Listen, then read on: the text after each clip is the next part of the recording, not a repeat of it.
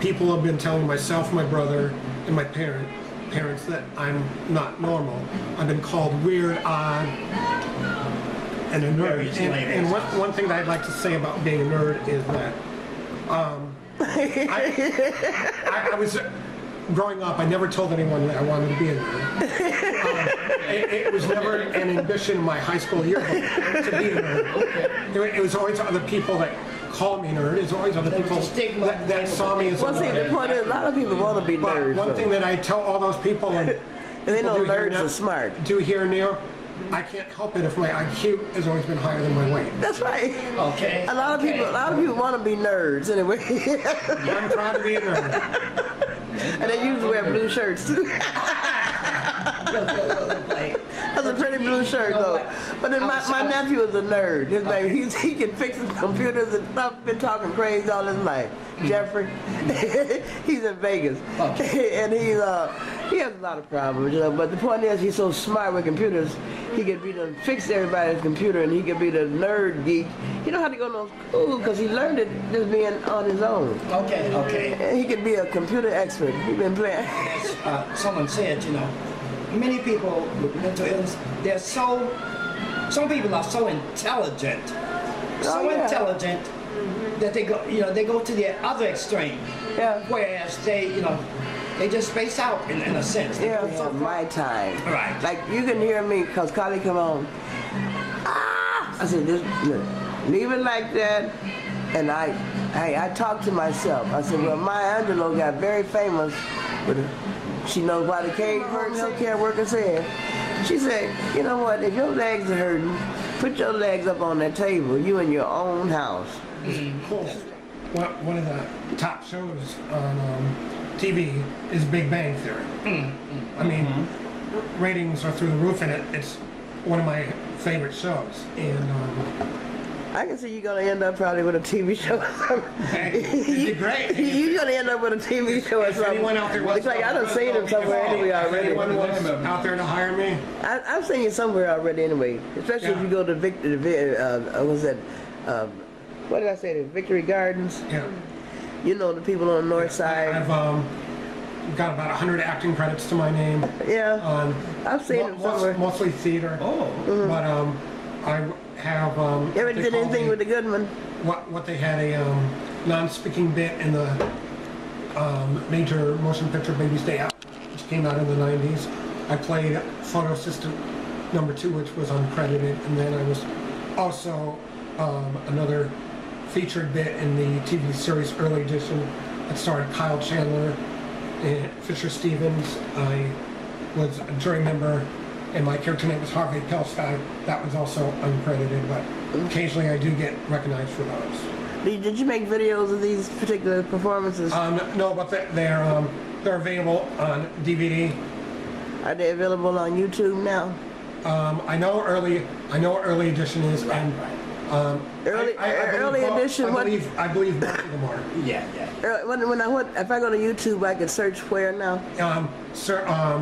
People want to see my debut or acting ability without saying anything. The episode of Early Edition that I was in was Early Edition, The Jury, and the Baby's Day Out. Just put in the search bar, Baby's Day Out. Okay. The scene I'm in was about 4 minutes 30 seconds in. And when I was in an Early Edition, I'm in multiple scenes in that. And it's a tough business though. Acting. But it's creative and it's fun. Well, the character is the character Norm, played by the great George Wendt, said of Cheers. It's a dog eat dog world, and I'm wearing milk-bone underwear. That's even more so square.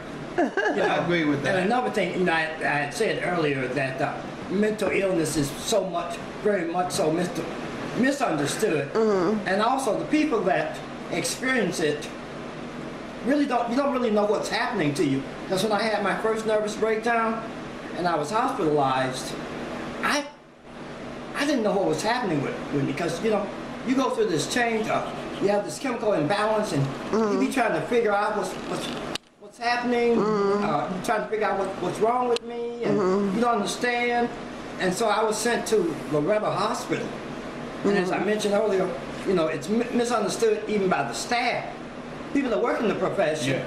And I recall I went there on Sunday night. Monday morning I went to the nurse's station to ask a question. And there was this nurse there. She had this big, thick chain around her neck. And she looked at me and was giving me this smile look. And she said, "Okay, Mr. Loving, you want to tell me about them voices you hear?" And I knew nothing about voices. And, you know, I'm denying it. And she's telling me, "Yeah, you hear voices." And I've never heard voices. You know, she had made a diagnosis and, you know, categorized me, labeled me, and put everybody in the same category. But at the same time, okay, I have a degree in psychology, associate's degree in business and information systems. Okay, so I'm there in the hospital, and so you know how I am here. I mingle with everybody. I'm very sociable.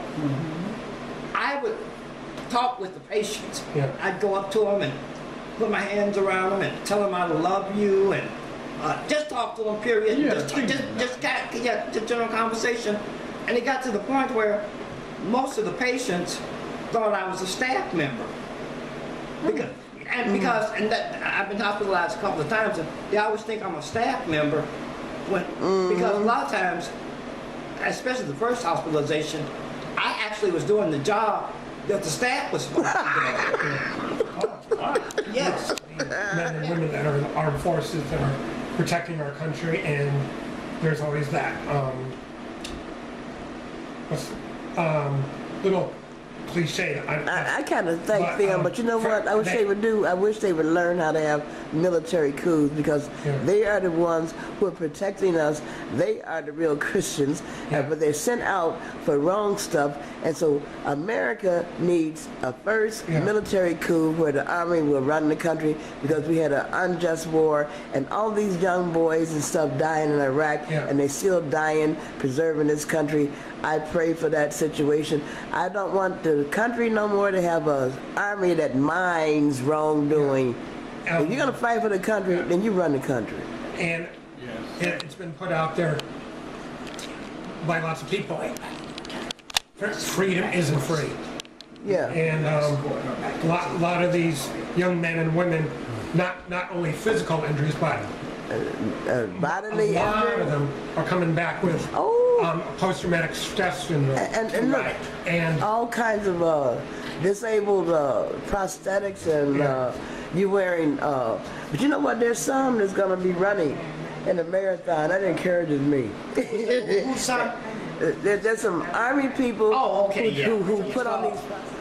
Honoring veterans first. Yes. What's it called? Honoring veterans We first. did a show last week. Yeah. Health, wealth, and heroes. That's right. It's a great show. Babette is a fabulous. She is. herself is she's She's disabled and she got a smiling, nice character. She has the most award-winning, infectious smile. She has a very bubbly, effervescent personality. I want her to host my shows too. She's in a wheelchair. She's the most smiling, lovely lady. We did a show together last Friday. She did a show with me. Can you hear some more Aretha before we click it off? Leon, can I a wonderful thing that we did today, and just getting together and talking about our problems, and this is what I wanted to be. Yeah, well, to go off what you said about you and Leon having a woman in a wheelchair, obviously we just had well, we didn't have it, but Russia had the Winter Olympics. Oh yeah. They'll be having the Paralympics. Yeah. And I strongly believe that more attention should be put on the Paralympics. Yes. And wheelchair athletes. Yes. And luckily in the state of Illinois, and I'm fairly sure it's the University of last week they were saying about who was winning what, but is it over now? It's, well, what I was going to say is at the University of Illinois Champaign-Urbana, they have one of the top wheelchair sports programs in the country. And a few years back, I was volunteering at the Chicago Marathon, and the gentleman that came in first, he was a wheelchair athlete, did the marathon in right around an hour and a half. And I was talking to someone about that, and the person said, well, they're in a wheelchair and they can move faster. And my point to them was like, you try moving a wheelchair 26 miles in an hour and a half.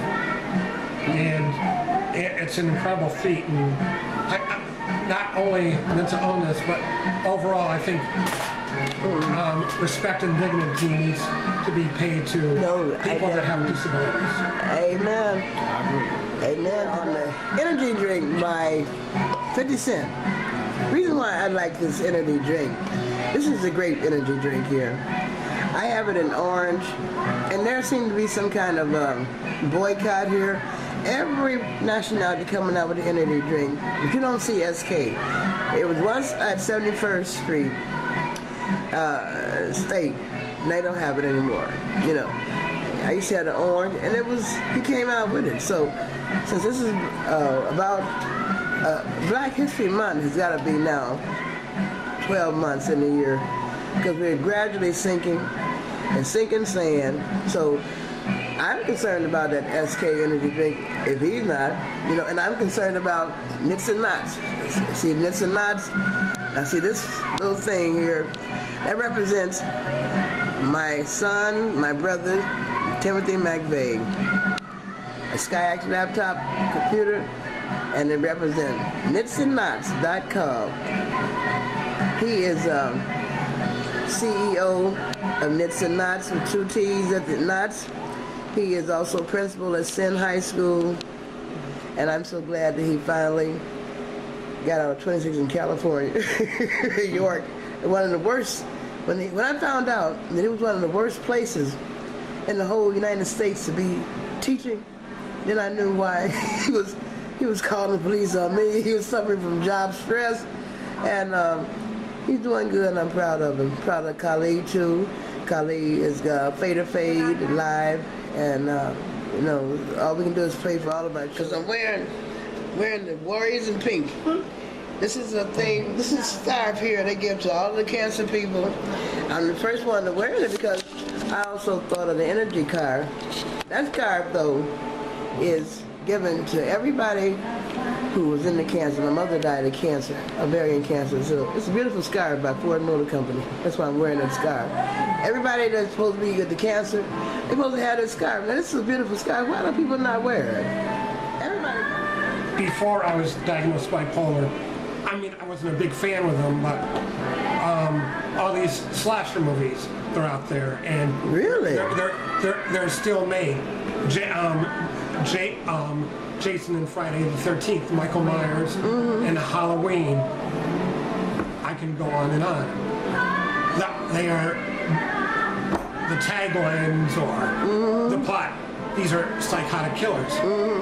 To go off what Carrie said, most mentally ill people are not like that. More often than not, we are the victims of a crime than committing a crime. Absolutely. But I don't mind being labeled mentally ill, because not as I said earlier. But you shouldn't mind. You shouldn't mind. I think people who want to do that want to get subsidies and money. You got too much smartness I've been going. through more struggles than a lot of people have, and I can look back and say I'm stable and I'm productive in my life.